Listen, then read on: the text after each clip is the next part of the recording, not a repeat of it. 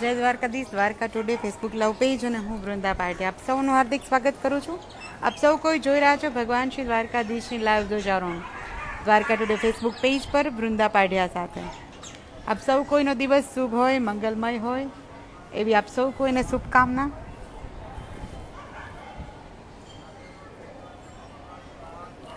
આજની આ ધ્વજારોહણ રિલાયન્સ ટાઉનશીપમાં મહિલા સત્સંગ મંડળ દ્વારા આજની આ ધ્વજારોહણ જે છે કરવામાં આવી રહ્યું છે.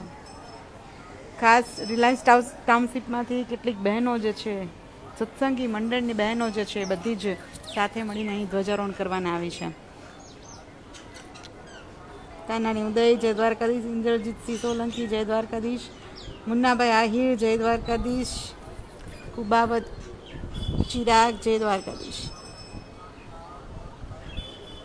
વેજપરા દિનેશ જય દ્વારકાધીશ. આપ સૌ કોઈ જોઈ રહ્યા છો ભગવાન શ્રી દ્વારકાધીશની લાઈવ ધ્વજારોહણ. કમાવી હોય તો લાયકાત કમાવો સાહેબ.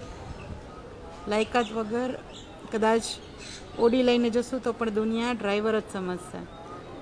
સુંદર એવી કોમેન્ટ. તે તલપડા ચિત્તકુમારની જય દ્વારકાધીશ. એક તારો આધાર દ્વારિકાધીશ, આપણા મનનું ધાર્યું ન થાય. અર્થાત કોમેન્ટ ઝડપથી સ્ક્રોલ થાય છે એટલે હું જોઈ નથી.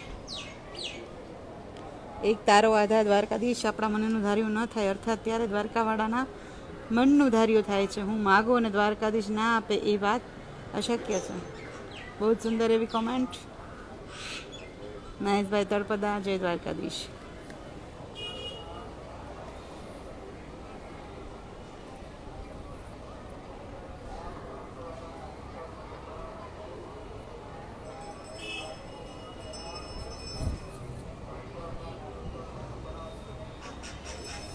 તો શરૂઆત કરીએ ભગવાન શ્રી દ્વારકાધીશના દિવ્ય ધ્વજારોહણની, લાઈવ ધ્વજારોહણની. આપણે વિષ્ણુ સહસ્ત્ર જે પાઠ છે એ વિષ્ણુ સહસ્ત્રની ફળસ્તુતિ જે છે આપણે સમજી રહ્યા છીએ કે વિષ્ણુ સહસ્ત્ર શા માટે કરવો જોઈએ, શું કામ કરવો જોઈએ. અને જે મેં કાલે કીધું કે કેશવાલય ભગવાન શંકરાચાર્ય દ્વારા જે છે એ ભગવાન વિષ્ણુ સહસ્ત્રનું વિશેષ ફળસ્તુતિ જે છે એ લખવામાં આવ્યું છે, જેમાં આપણે 129માં શ્લોક પર છીએ. વિશ્વેશ્વર રમજ દેવ જગત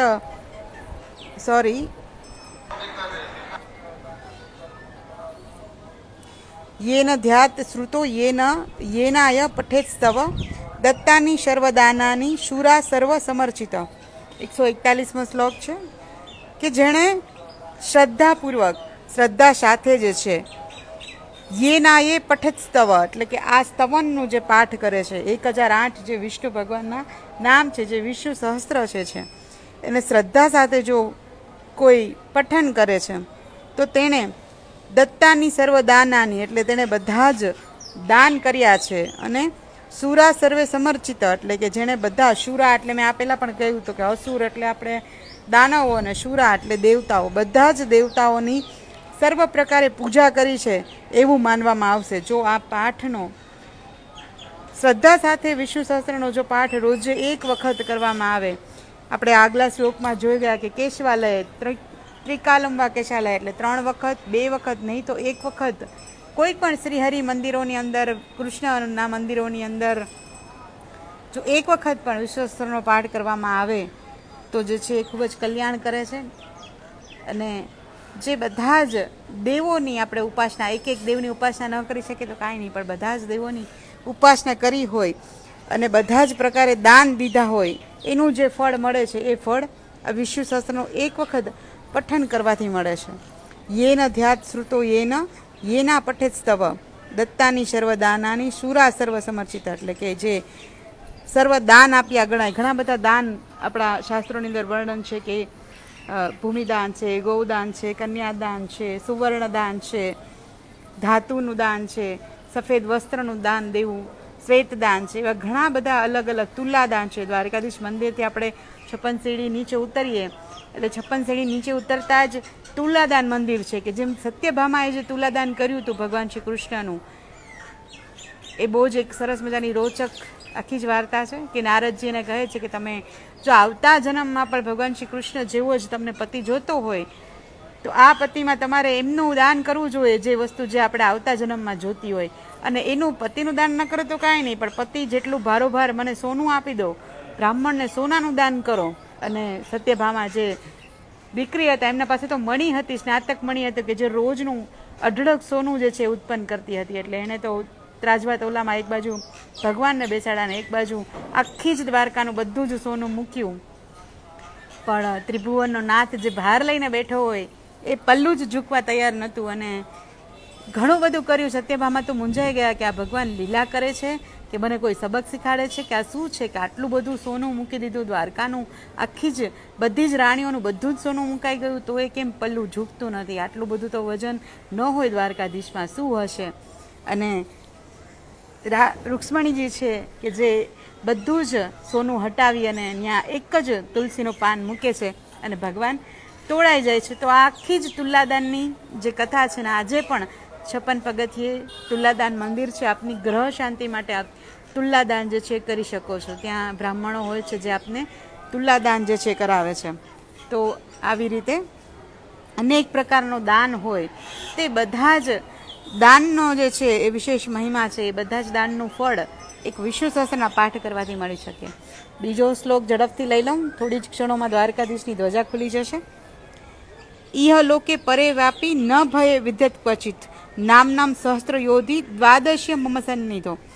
ભગવાન કહે છે કે જે મનુષ્ય હોય એ 12 દિવસ, દ્વાદશમ મમ સન્નિધો એટલે 12 દિવસ સુધી મારા સમીપ એટલે મારી બાજુમાં, ભગવાન દ્વારિકાધીશની ફોટા પાસે, મૂર્તિ પાસે, દ્વારકાધીશના મંદિરની અંદર, અથવા તો તમારા ઘરે દ્વારકાધીશની છબી હોય એની સમીપે, એની સામે ક્યાંય પણ 12 દિવસ જો કોઈ પણ સંકલ્પને મનમાં ધારીને 12 દિવસ સુધી જો આ વિષ્ણુ સહસ્ત્રનો પાઠ કરવામાં આવે, એક જ સમયે એક જ સ્થાને અને સામે દ્વારકાધીશની મૂર્તિ રાખીને, તો તમે જે ધારેલો સંકલ્પ હશે અચૂક પૂર્ણ થશે.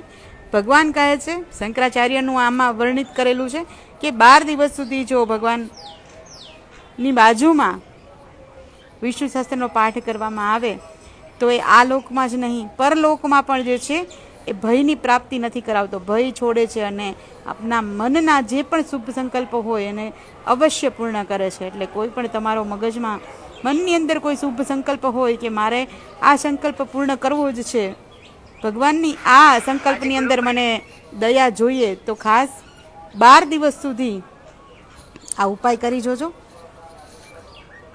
ભગવાન દ્વારકાધીશની, દ્વારકામાં ન હો તો આપ દ્વારકાધીશની સામે છબી રાખીને પણ એની સામે જે છે એ 12 દિવસ એક જ સમય અને એક જ સ્થાને બેસીને જો તમે આ વિષ્ણુ સહસ્ત્રનો પાઠ કરશો તો ચોક્કસથી તમે તમારા મનની અંદર ધારેલા જે કંઈ પણ સંકલ્પ હશે એ અવશ્ય ભગવાન દ્વારિકાધીશ જે છે એ પૂર્ણ કરશે. તો આવું વિષ્ણુ સહસ્ત્રની અંદર વર્ણિત કરવામાં આવ્યું છે ને આપણી સમક્ષ ભગવાન શ્રી દ્વારકાધીશની સુંદર એવી ધ્વજા, બ્લુ, પીળા અને ગુલાબી રંગની ધ્વજા જે છે ખુલી ગઈ છે. સૂર્યચંદ્રના ચિહ્નોથી અંકિત આ ધ્વજા. આજની આ ધ્વજારોહણ રિલાયન્સ ટાઉનશીપમાં મહિલા સત્સંગ મંડળ દ્વારા આજની આ ધ્વજારોહણ જે છે કરવામાં આવ્યું હતું. ઘણી બધી બહેનો જે જામનગરથી, રિલાયન્સ ટાઉનશીપથી ખાસ અહીંયા ભેગા થઈને આવ્યા છે અને એમણે ખૂબ જ ઉત્સાહથી ભગવાન દ્વારકાધીશની જે છે ધ્વજારોહણ કર્યું છે. શાંતિલાલ વચલાણી, જય દ્વારકાધીશ. પુનિત તેજપરા, જય દ્વારકાધીશ. ભરત ઠાકોર, જય દ્વારકાધીશ. નીતિન ખત્રી, જય દ્વારકાધીશ. જે લોકો પણ મારી સાથે જોડાયેલા વિડીયોને વધુમાં વધુ શેર કરજો, જેથી અન્ય લોકો પણ ભગવાન શ્રી દ્વારકાધીશની આ દિવ્ય વાતોને જાણી શકે, ભગવાન શ્રી દ્વારકાધીશની દિવ્ય ધ્વજારોહણને જાણી શકે. પરેશ ભાનુશાળી, જય દ્વારકાધીશ. વાપીથી આપણી સાથે છે. પાયલ શુતિ, જય દ્વારકાધીશ. વિમલ પાઠક, જય દ્વારકાધીશ. જગદીશ દાવડા, હરેશ કોટાડિયા, હિમેશ ચૌહાણ, જય દ્વારકાધીશ. ઇન્દુ પરમાર, જય દ્વારકાધીશ. તો આવતીકાલે ફરીથી મળીશ ભગવાન શ્રી દ્વારકાધીશની દિવ્ય ધ્વજારોહણ સાથે. દ્વારકાથી રોજે એક લાઈવ ધ્વજારોહણના દર્શન માટે અને દ્વારકાથી રોજે ધાર્મિક, આધ્યાત્મિક અને અવનવીન માહિતીઓ માટે થઈને ખાસ like, comment and share. Dwarka today, Vrunda પાઢિયા.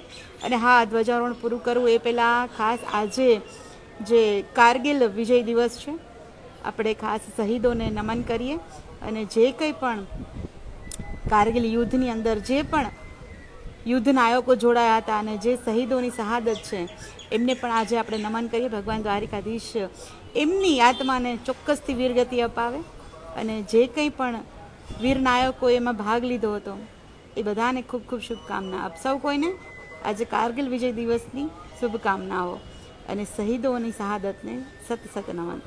આવતીકાલે ફરીથી મળીશ. Like, comment and share. Dwarka today, Vrinda પાડ્યા. સૌને જય દ્વારકાધીશ.